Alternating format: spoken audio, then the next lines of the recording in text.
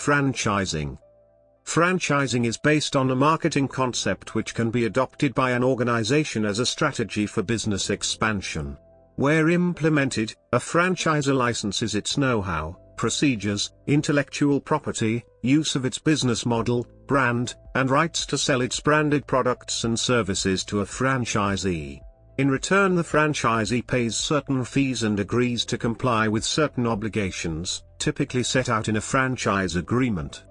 The word franchise is of Anglo-French derivation, from franc, meaning free, and is used both as a noun and as a transitive verb. For the franchisor, use of a franchise system is an alternative business growth strategy, compared to expansion through corporate-owned outlets or chain stores. Adopting a franchise system business growth strategy for the sale and distribution of goods and services minimizes the franchisor's capital investment and liability risk.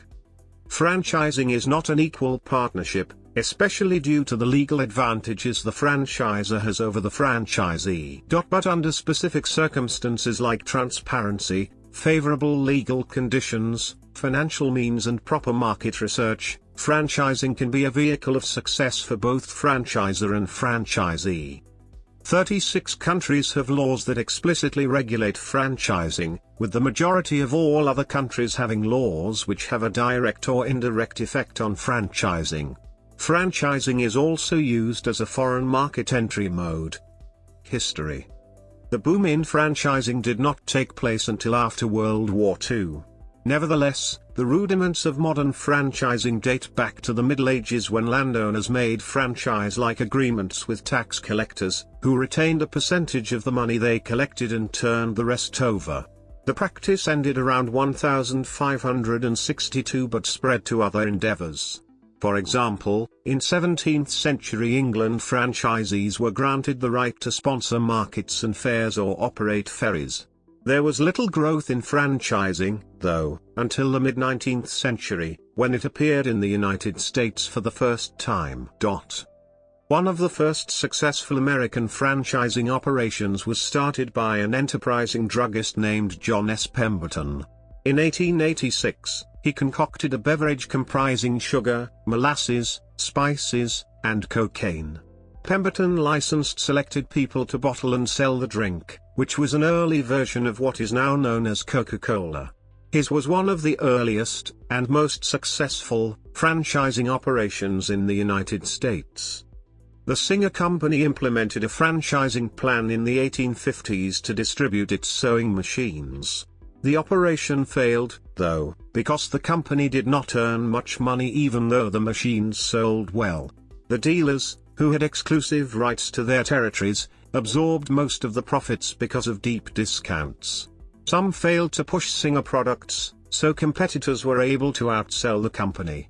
Under the existing contract, Singer could neither withdraw rights granted to franchisees nor send in its own salaried representatives. So, the company started repurchasing the rights it had sold. The experiment proved to be a failure.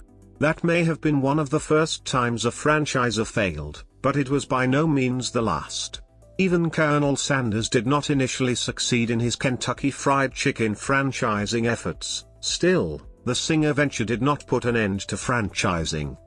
Other companies tried franchising in one form or another after the Singer experience. For example, several decades later, General Motors Corporation established a somewhat successful franchising operation in order to raise capital. Perhaps the father of modern franchising, though, is Louis K. Liggett. In 1902, Liggett invited a group of druggists to join a drug cooperative. As he explained to them, they could increase profits by paying less for their purchases, especially if they set up their own manufacturing company. His idea was to market private label products.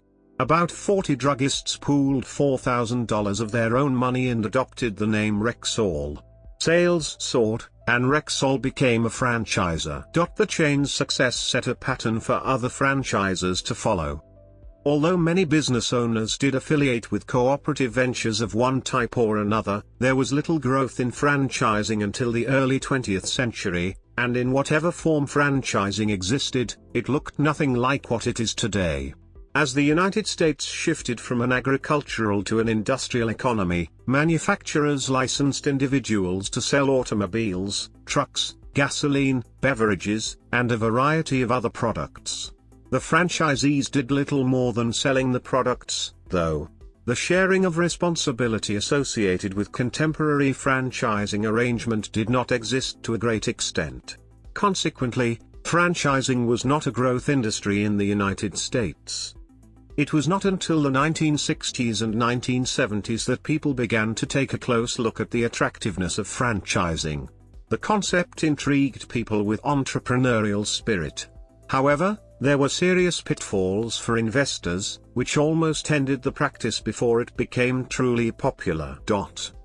Largest franchised chains. The following US listing tabulates the early 2010 ranking of major franchises along with the number of sub-franchisees, or partners, from data available for 2004. The United States is a leader in franchising, a position it has held since the 1930s when it used the approach for fast food restaurants, food-ins and, slightly later, motels at the time of the Great Depression. As of 2005, there were 909,253 established franchised businesses, generating $880.9 billion of output and accounting for 8.1% of all private, non-farm jobs. This amounts to 11 million jobs, and 4.4% of all private sector output. Mid-sized franchises like restaurants, gasoline stations and trucking stations involve substantial investment and require all the attention of a business person. There are also large franchises like hotels, spas and hospitals, which are discussed further under technological alliances. Fees and contract arrangement. 3 important payments are made to a franchisor: A royalty for the trademark, B. reimbursement for the training and advisory services given to the franchisee, and C. a percentage of the individual business unit's sales. These 3 fees may be combined in a single management fee. A fee for disclosure is separate and is always a front-end fee. A franchise usually lasts for a fixed time period, broken down into shorter periods, which each require renewal, and serves a specific territory or geographical area surrounding its location. One franchisee may manage several such locations. Agreements typically last from 5 to 30 years, with premature cancellations or terminations of most contracts bearing serious consequences for franchisees. A franchise is merely a temporary business investment involving renting or leasing an opportunity, not the purchase of a business for the purpose of ownership. It is classified as a wasting asset due to the finite term of the license. Franchise fees are on average 6.7% with an additional average marketing fee of 2%. However, not all franchise opportunities are the same, and many franchise organizations are pioneering new models that challenge antiquated structures and redefine success for the organization as well as the franchisee. A franchise can be exclusive, non-exclusive or sole and exclusive. Although franchisor revenues and profit may be listed in a franchise disclosure document, FDD, no laws require an estimate of franchisee profitability, which depends on how intensively the franchisee works the franchise. Therefore, franchisor fees are typically based on gross revenue from sales and not on profits realized. See remuneration. Various tangibles and intangibles such as national or international advertising, training and other support services are commonly made available by the franchisor. Franchise brokers help franchisors find appropriate franchisees. There are also main master franchisors who obtain the rights to sub-franchise in a territory. According to the International Franchise Association, approximately 44% of all businesses in the United States are franchisee-worked. Rationale and risk shift. Franchising is one of the few means available to access venture capital without the need to give up control of the operation of the chain and build a distribution system for servicing it. After the brand and formula are carefully designed and properly executed, franchisors are able to sell franchises and expand rapidly across countries and continents using the capital and resources of their franchisees while reducing their own risk. There is also risk for the people buying the franchises. However, failure rates are much lower for franchise businesses than independent business startups. Franchisor rules imposed by the franchising authority are becoming increasingly strict. Some franchisors are using minor rule violations to terminate contracts and seize the franchise without any reimbursement. Advantages and disadvantages of franchising as an entry mode. Franchising brings with it several advantages and disadvantages for firms looking to expand into new areas and foreign markets. The primary advantage is that the firm does not have to bear the development cost and risks of opening a foreign market on its own, as the franchisee is typically responsible for those costs and risks, putting the onus on them to build a profitable operation as quickly as possible. Through franchising, a firm has the potential of building a global presence quickly and also at a low cost and risk. A primary disadvantage to franchising is quality control, as the franchisor wants the firm's brand name to convey a message to consumers about the quality and consistency of the firm's product. They want the consumer to experience the same quality regardless of location or franchise status. This can prove to be an issue with franchising, as a customer who had a bad experience at one franchise may assume that they will have the same experience at other locations with other services. Distance can make it difficult for firms to detect whether or not the franchises are of poor quality. One way around this disadvantage is to set up extra subsidiaries in each country or state in which the firm expands.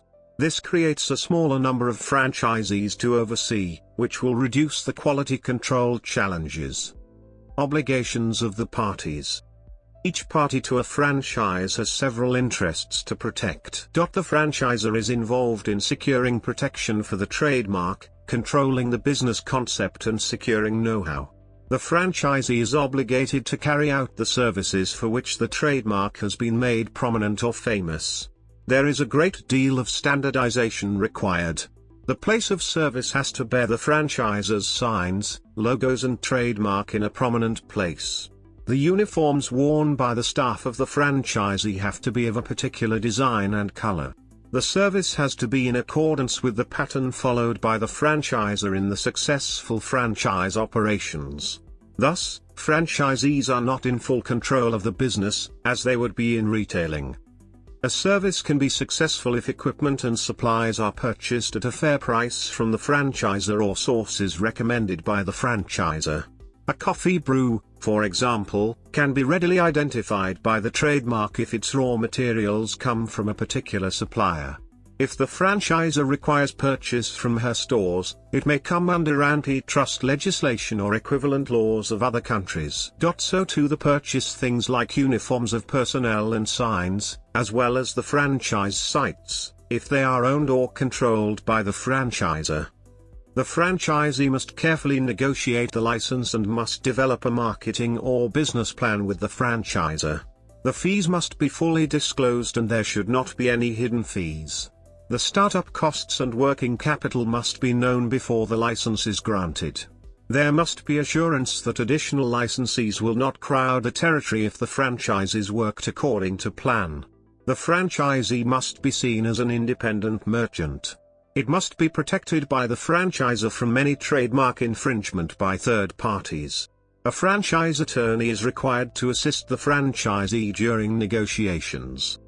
Often the training period, the costs of which are in great part covered by the initial fee, is too short in cases where it is necessary to operate complicated equipment, and the franchisee has to learn on their own from instruction manuals. The training period must be adequate, but in low-cost franchises it may be considered expensive.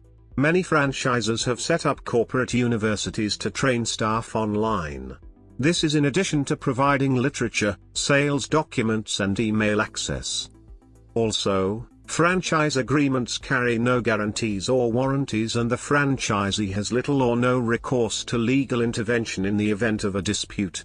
Franchise contracts tend to be unilateral and favor of the franchisor, who is generally protected from lawsuits from their franchisees because of the non-negotiable contracts that franchisees are required to acknowledge, in effect, that they are buying the franchise knowing that there is risk, and that they have not been promised success or profits by the franchisor. Contracts are renewable at the sole option of the franchisor.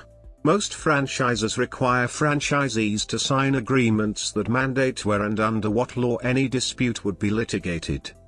Franchise contracts also influence the development of trust between partners. Scholars in economics and management have noted how differences in the framing of contractual obligations, promotion-framed versus prevention-framed, can foster distinct perceptions and levels of trust. Regulations. Australia. In 2016 there were an estimated 1,120 franchise brands operating in Australia and an estimated 79,000 units operating in business format franchises, with a total brand turnover of approximately $146 billion and a sales revenue of approximately $66.5 billion. In 2016 the majority of franchise brands were retailers, with the largest segment being non-food retailing, accounting for 26% of brands. A further 19% of brands were involved in food retailing, 15% of franchises operated in administration and support services, 10% in other services, 7% in education and training, and 7% in rental, hire and real estate services. Franchising in Australia commenced in a significant way in the early 1970s under the influence of the franchised US fast food systems such as KFC, Pizza Hut, and McDonald's. It was however underway prior to this, and a decade earlier in 1960 Leslie Joseph Hooker, considered a pioneer of franchising, created Australia's first national real estate agency network of Hooker Real Estate Agencies. In Australia, franchising is regulated by the Franchising Code of Conduct, a mandatory code of conduct concluded under the Trade Practices Act 1974. The ACCC regulates the Franchising Code of Conduct, which is a mandatory industry code that applies to the parties to a franchise agreement. This code requires franchisors to produce a disclosure document which must be given to a prospective franchisee at least 14 days before the franchise agreement is entered into. The code also regulates the content of franchise agreements, for example in relation to marketing funds, a cooling-off period, termination, and the resolution of disputes by mediation. Franchising Code of Conduct. On the 1st of January 2015, the old Franchising Code was repealed and replaced with a new Franchising Code of Conduct. The new code applies to conduct on or after the 1st of January 2015. The new code.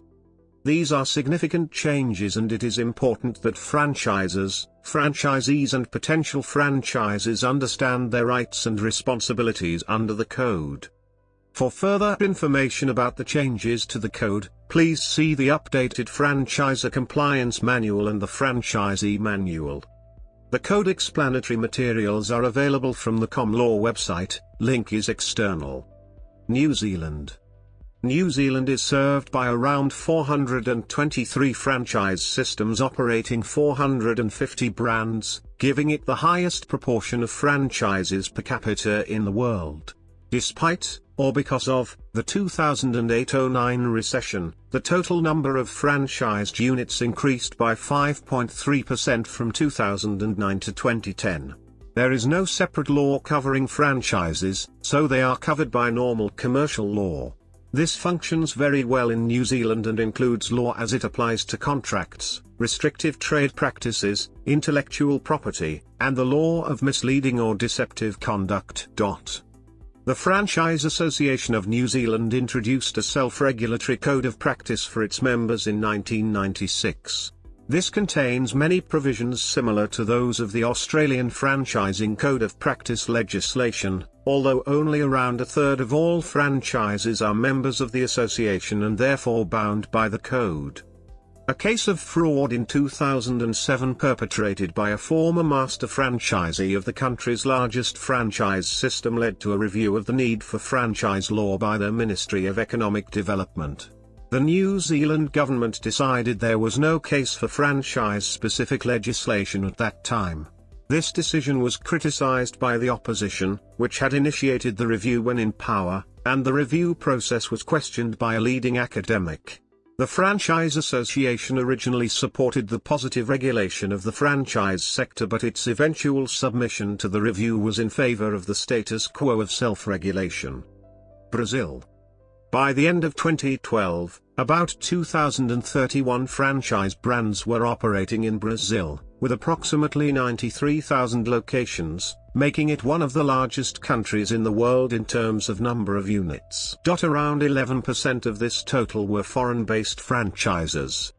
The Brazilian Franchise Law, Law Number 8955 of December 15, 1994, defines the franchise as a system in which the franchisor licenses the franchisee, for a payment, the right to use a trademark or patent along with the right to distribute products or services on an exclusive or semi-exclusive basis.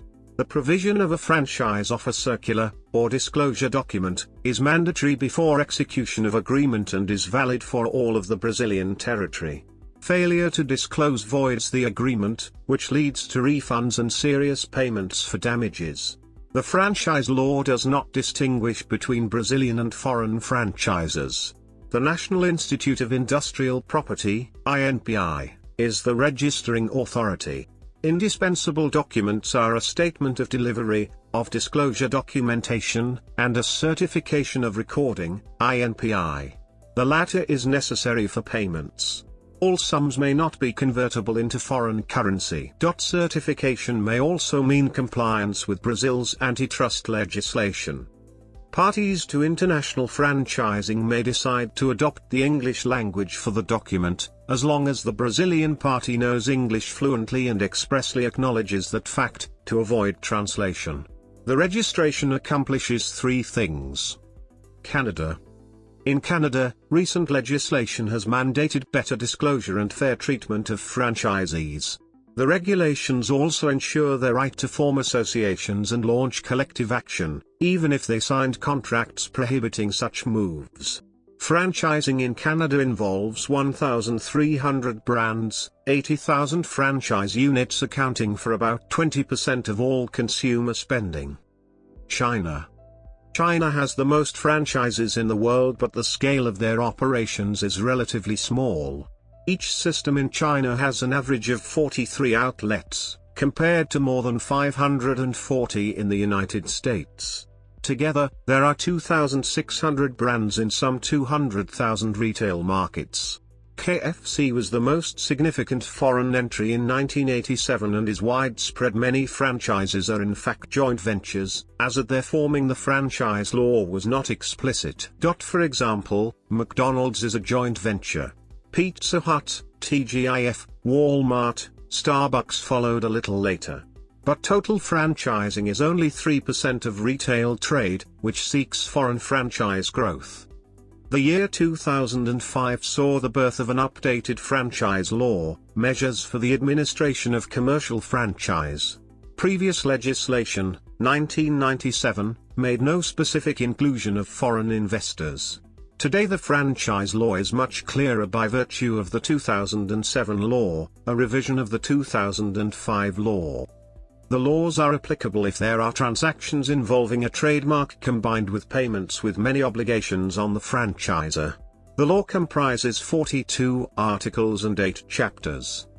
Among the franchise obligations are: the franchisor must meet a list of requirements for registration, among which are, among other provisions, the disclosure must take place 20 days in advance. It has to contain. Other elements of this legislation are: India. The franchising of foreign goods and services to India is in its infancy. The first international exhibition was only held in 2009. India is, however, one of the biggest franchising markets because of its large middle class of 300 million who are not reticent about spending and because the population is entrepreneurial in character. In a highly diversified society, see demographics of India, McDonald's is a success story despite its menu differing from that of the rest of the world. So far, franchise agreements are covered under two standard commercial laws, the Contract Act 1872 and the Specific Relief Act 1963, which provide for both specific enforcement of covenants in a contract and remedies in the form of damages for breach of contract. Kazakhstan. In Kazakhstan, franchise turnover for 2013 is $2.5 billion per year. Kazakhstan is the leader in Central Asia in the franchising market. A special law on franchising came into effect in 2002. There are more than 300 franchise systems and the number of franchised outlets approaches 2,000. Kazakhstan franchising began with the emergence of a Coca-Cola factory, opened to sublicense a Turkish licensor of the same brand. The plant was built in 1994.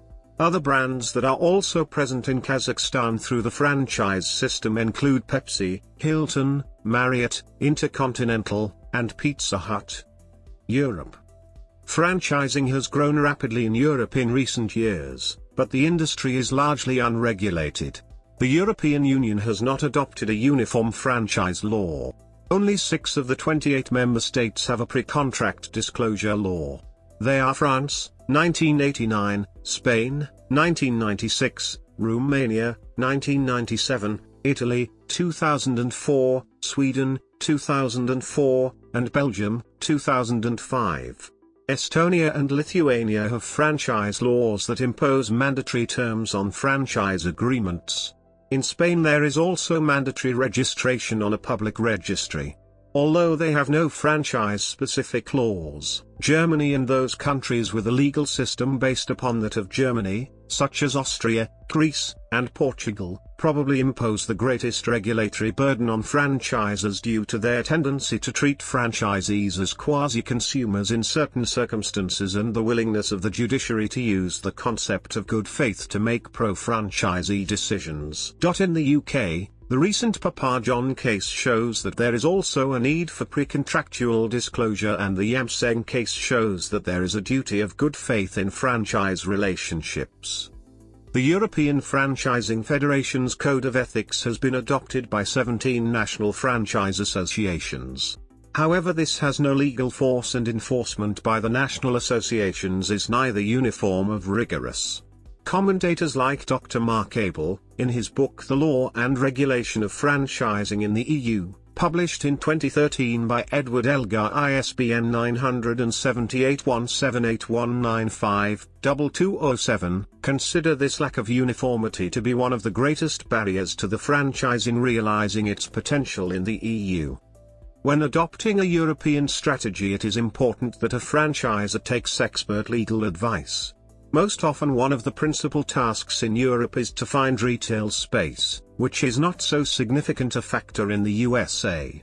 This is where the franchise broker, or the master franchisor, plays an important role. Cultural factors are also relevant, as local populations tend to be heterogeneous. France. France is one of Europe's largest markets. Similar to the United States, it has a long history of franchising, dating back to the 1930s. Growth came in the 1970s. The market is considered difficult for outside franchisers because of cultural characteristics, yet McDonald's and Century 21 are found everywhere. There are some 30 US firms involved in franchising in France. There are no government agencies regulating franchises. The Lloyd-Dubbin Law of 1989 was the first European franchise disclosure law. Combined with Decree No. 91/337, it regulates disclosure, although the decree also applies to any person who provides to another person a corporate name, trademark or trade name or other business arrangements. The law applies to exclusive or quasi-exclusive territory. The disclosure document must be delivered at least 20 days before the execution of the agreement or any payments are made. The specific and important disclosures to be made are: initially, there was some uncertainty whether any breach of the provisions of the Dublin law would enable the franchisee to walk away from the contract. However, the French Supreme Court, Cour de Cassation, eventually ruled that agreements should only be annulled where missing or incorrect information affected the decision of the franchisee to enter into the agreement. The burden of proof is on the franchisee. Dispute settlement features are only incorporated in some European countries. By not being rigorous, franchising is encouraged. Italy. Under Italian law, franchise is defined as an arrangement between two financially independent parties where a franchisee is granted, in exchange for a consideration, the right to market goods and services under particular trademarks. In addition, articles dictate the form and content of the franchise agreement and define the documents that must be made available 30 days prior to execution. The franchisor must disclose. Norway. There are no specific laws regulating franchising in Norway.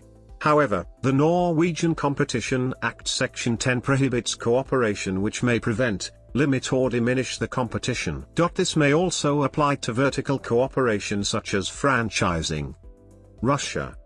In Russia, under Chapter 54 of the Civil Code, passed 1996, franchise agreements are invalid unless written and registered, and franchisors cannot set standards or limits on the prices of the franchisee's goods. Enforcement of laws and resolution of contractual disputes is a problem. Dunkin' Donuts chose to terminate its contract with Russian franchisees who were selling vodka and meat patties contrary to their contracts, rather than pursue legal remedies. Spain. The legal definition of franchising in Spain is an activity in which an undertaking, the franchisor, grants to another party, the franchisee, for a specific market and in exchange for financial compensation, either direct, indirect or both, the right to exploit a known system to commercialize products or services already exploited by the franchisor with enough success and experience. The Spanish Retail Trading Act regulates franchising. The contents of the franchise must include, at least. In Spain, the franchisor submits the disclosure information 20 days prior to signing the agreement or prior to any payment made by the franchisee to the franchisor. Franchisors are to disclose to the potential franchisee specific information in writing. This information has to be true and not misleading and include. Franchisors, with some exceptions, should be registered in the franchisor's register and provide the requested information. According to the regulation in force in 2010, this obligation has to be met within 3 months after the start of its activities in Spain. Turkey. Franchising is a sui generis contract which bears the characteristics of several explicitly regulated contracts such as agency, sales contract and so forth. The regulations concerning these kinds of contracts in Turkish Commercial Code and in Turkish Code of Obligations are applied to franchising. Franchising is described in doctrine and has several essential components such as, the independence of the franchisee from the franchisor, the use of know-how and the uniformity of product and services, standard use of the brand and logo, payment of a royalty fee, increasement of sales by the franchisee and continuity. Franchising may be for a determined or undetermined period of time.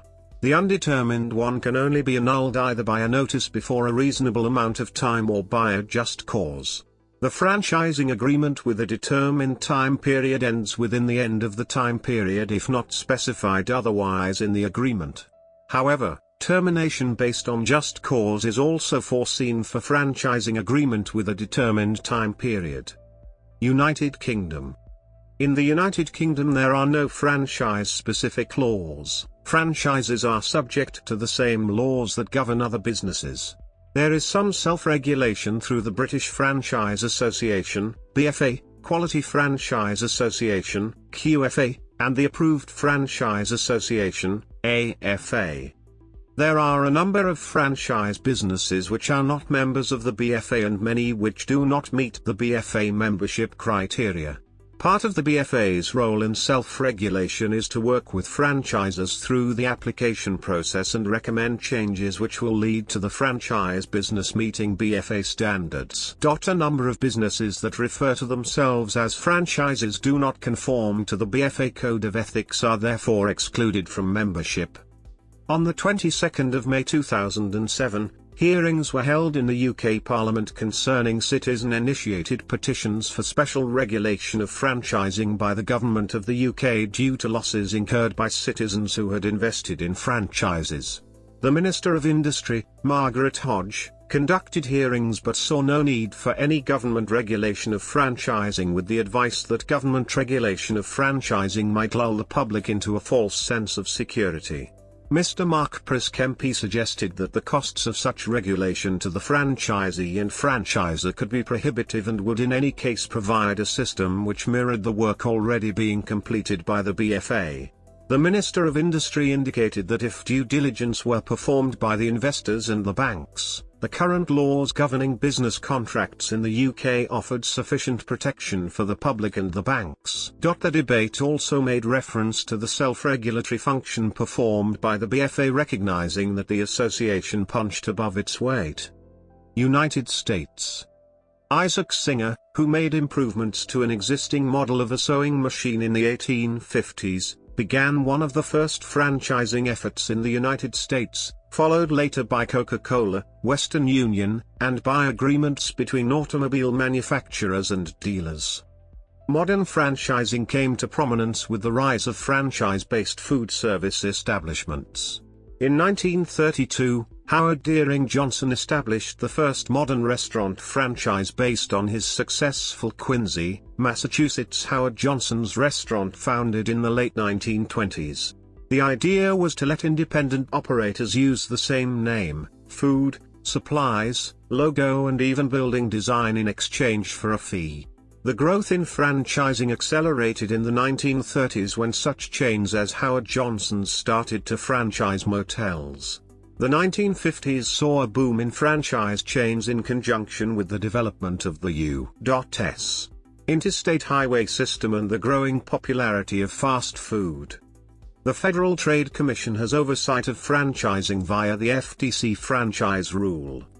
The FTC requires that the franchisee be furnished with a franchise disclosure document, FDD, by the franchisor at least 14 days before money changes hands or a franchise agreement is signed. The final agreement is always a negotiated document setting forth fees and other terms. Whereas elements of the disclosure may be available from third parties, only that provided by the franchisor can be depended upon. The U.S. Franchise Disclosure Document, FDD, is lengthy, 300 to 700 pp+, and detailed, see Uniform Franchise Offering Circular, UFOC, for elements of disclosure, and generally requires audited financial statements from the franchisor in a particular format, except in some circumstances, such as where a franchisor is new. It must include such data as the names, addresses and telephone numbers of the franchisees in the licensed territory, who may be contacted and consulted before negotiations, estimate of total franchise revenues and franchisor profitability. Individual states may require the FDD to contain their own specific requirements, but the requirements in state disclosure documents must be in compliance with the federal rule that governs federal regulatory policy. There is no private right of action under the FTC rule for franchise violation of the rule, but 15 or more of the states have passed statutes that provide this right of action to franchisees when fraud can be proven under these special statutes. The majority of franchisors have inserted mandatory arbitration clauses into their agreements with their franchisees, some of which the U.S. Supreme Court has dealt with.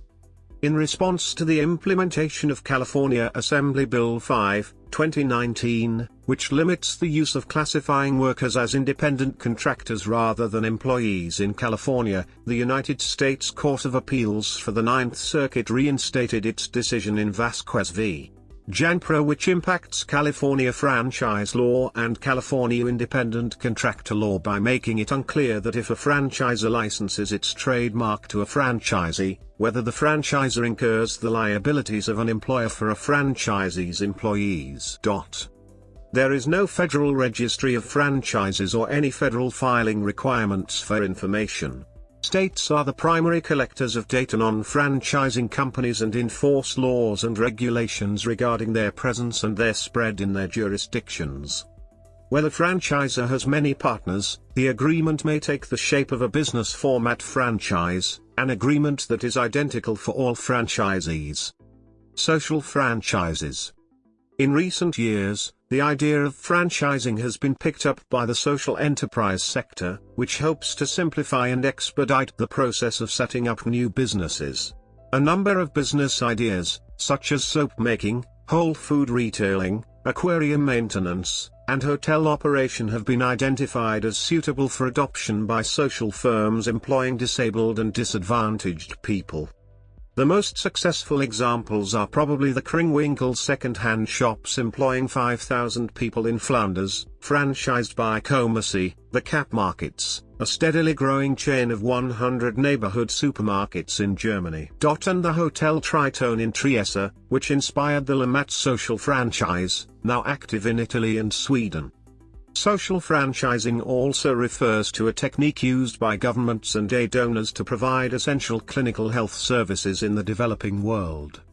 Social franchise enterprises' objective is to achieve development goals by creating self-sustainable activities by providing services and goods in unserved areas.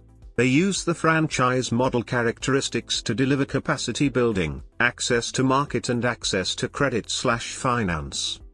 Third-party logistics franchising. Third-party logistics has become an increasingly more popular franchise opportunity due to the quickly growing transportation industry and low-cost franchising. In 2012, Incorporated magazine ranked 3 logistics and transportation companies in the top 100 fastest-growing companies in the annual Incorporated 5000 rankings. Event franchising. Event franchising is the duplication of public events in other geographical areas, retaining the original brand, logo, mission, concept and format of the event. As in classic franchising, event franchising is built on precisely copying successful events. An example of event franchising is the World Economic Forum, also known as the Davos Forum, which has regional event franchisees in China, Latin America, etc. Likewise, the Alta Globalist World Social Forum has launched many national events. When the Music Stops is an example of an events franchise in the UK, in this case, running speed dating and singles events. Home-based franchises. The franchising or duplication of another firm's successful home-based business model is referred to as a home-based franchise. Home-based franchises are becoming popular as they are considered to be an easy way to start a business, as they may provide a low barrier for entry into entrepreneurship. It may cost little to start a home-based franchise, but experts say that the work is no less hard.